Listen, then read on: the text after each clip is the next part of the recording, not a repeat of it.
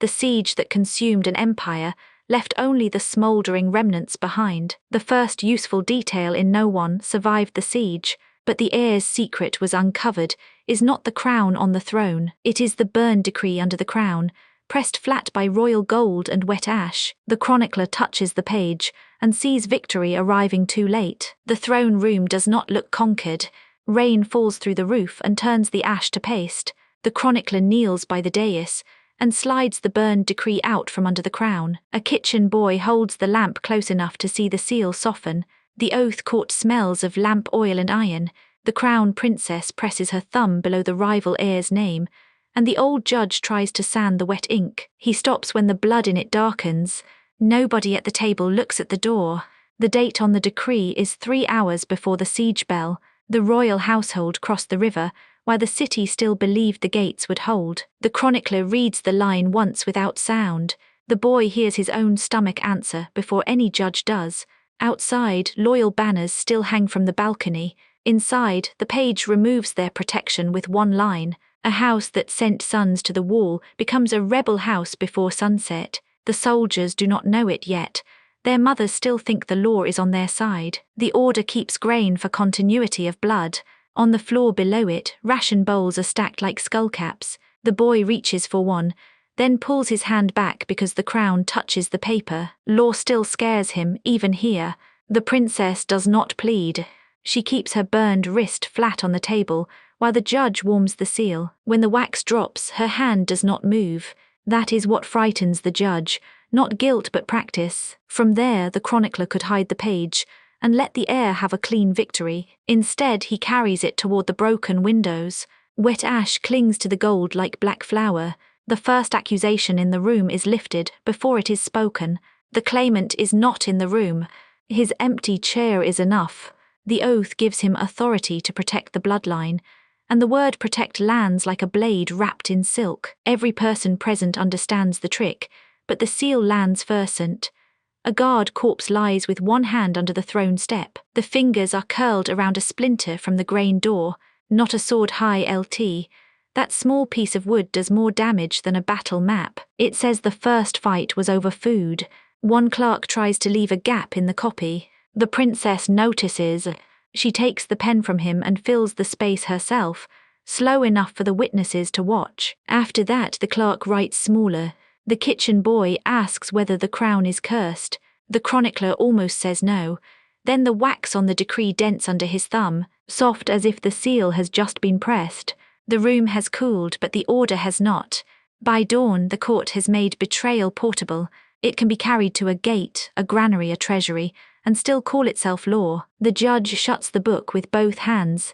A smear of blood crosses the royal crescent.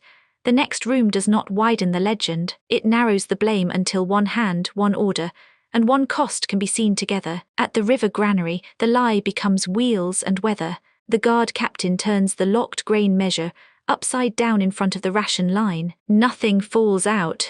Behind him, royal wagons leave through the back gate with canvas tied over the sacks. The counting room is warmer than the street.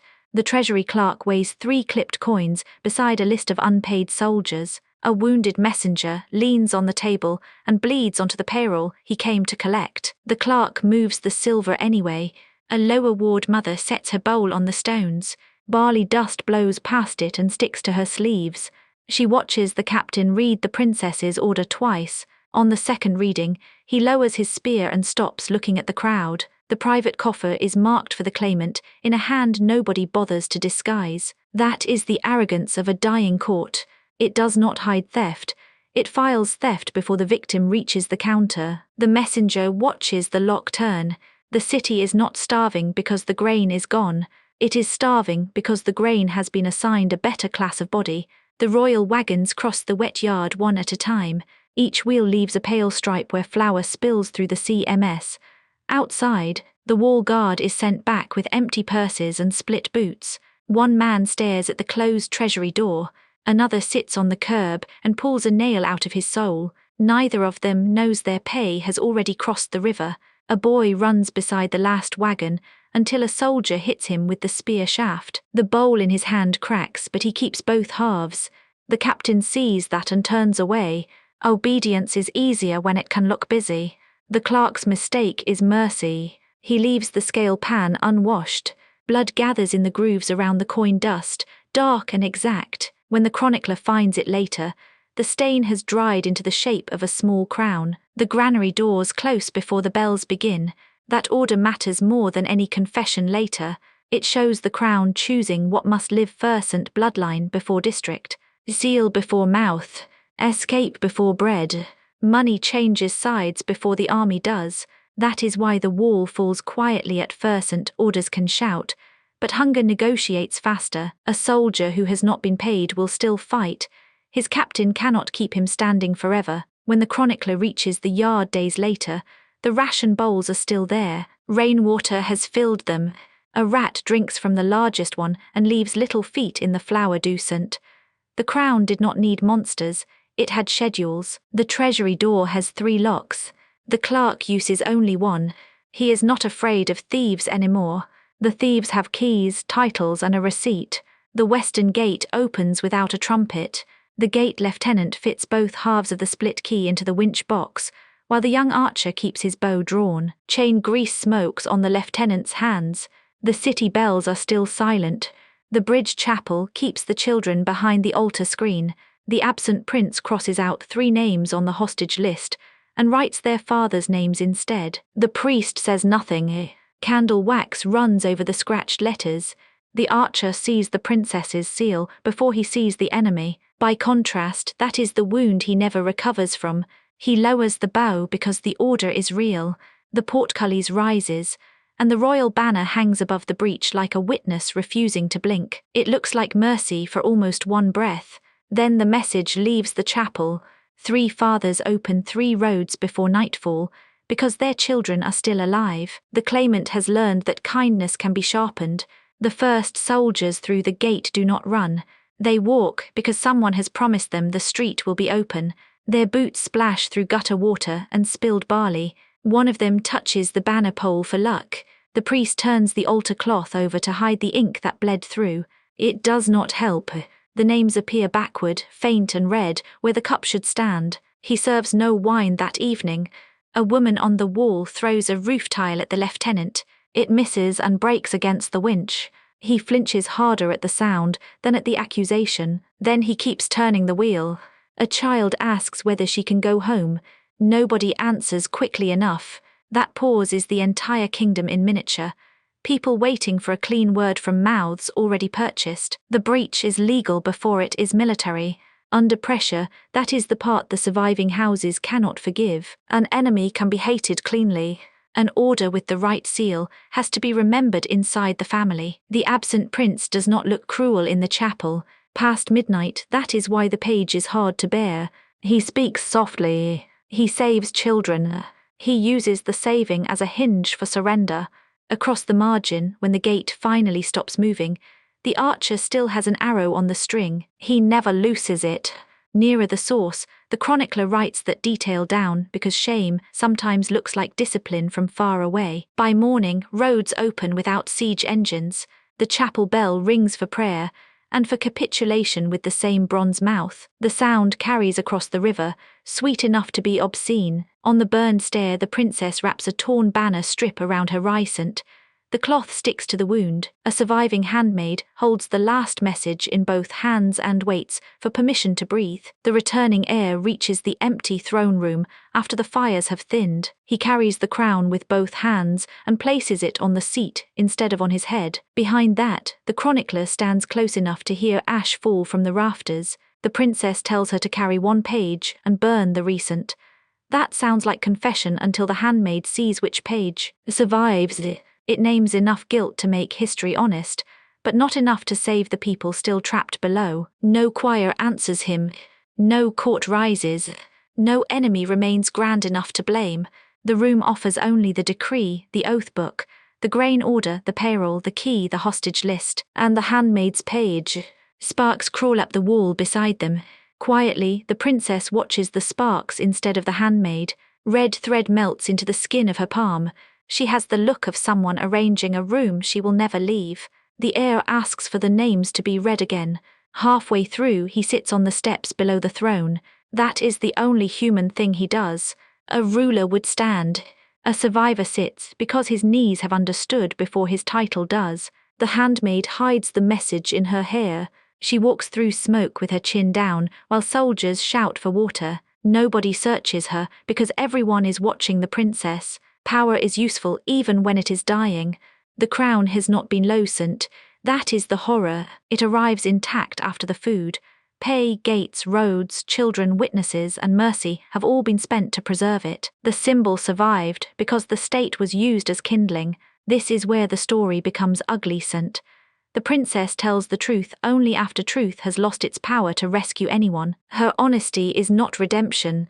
It is another locked door with better handwriting. The chronicler writes the last line slowly. Victory is real.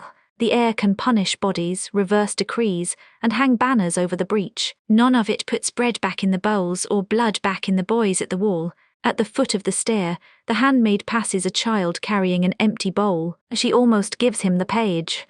Then a beam falls behind them, and fear does what loyalty could not. As she keeps walking, the heir leaves the crown where it is. For the first time, the throne looks less like a prize than a debt collector. The room does not ask whether he can rule.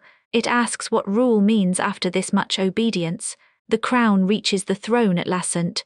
No choir answers it. The heir leaves it on the seat and asks for the names to be read again. An ash-covered heir stands before a shattered royal scepter, their legacy in flames, as the truth burns alongside them. Then the ash ledger closed, and the empty throne recorded one more heir as paid. The princess presses her thumb below the claimant's name, and the judge tries to sand the wet ink. The lieutenant fits both halves of the split key into the winch box, while the archer keeps his bow drawn. On the burned stair, the burned princess wraps a torn banner strip around her ricent.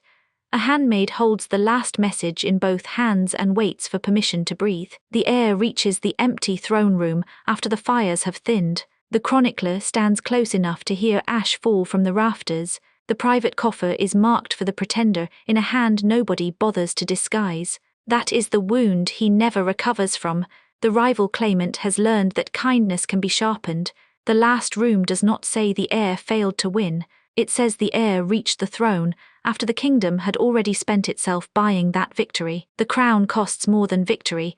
It costs the realm that made victory worth naming. At dawn, the bread queue reaches the palace bridge. Nobody in the queue chants for justice. They count children, count loaves, and count the guards who will not meet their eyes. The heir can hear the city breathing through the broken windows. That sound does more damage than any accusation. The first punishment is small. A treasury clerk is brought forward with ink on his thumb and blood on one sleeve. He does not deny the ledger. He only asks whether the soldiers were supposed to eat loyalty. The question lands badly because everyone in the hall knows the answer. A captain from the western wall kneels with his helmet under one arm. The helmet is split where a stone hit it during the breach. He says the gate opened legally. He says that is why his men hesitated. No one in the throne room wants a legal wound, because a legal wound has a signature. The hostage list is read after the payroll. 3 fathers are named. 2 are dead. 1 is alive and standing in the room with his hands folded so tightly the knuckles have gone white. When his child's name is spoken, he does not look at the heir. He looks at the crown. By midday, the old judge asks for a clean charge. Treason would be easy. Theft would be easy. Murder would be easy. The problem is that the realm was not murdered in one room. It was moved piece by piece through rooms that all kept records. The heir walks the granary yard before sunset. Rain has softened the flour dust into paste. A child has drawn a crown in it with one finger, then crossed it out. The heir kneels beside the mark and does not touch it. Some evidence should not be repaired by royal hands. That night, the surviving handmaid returns the burned page. She carried it through smoke, hair, river mud, and 2 searches. The page is not enough to save anyone.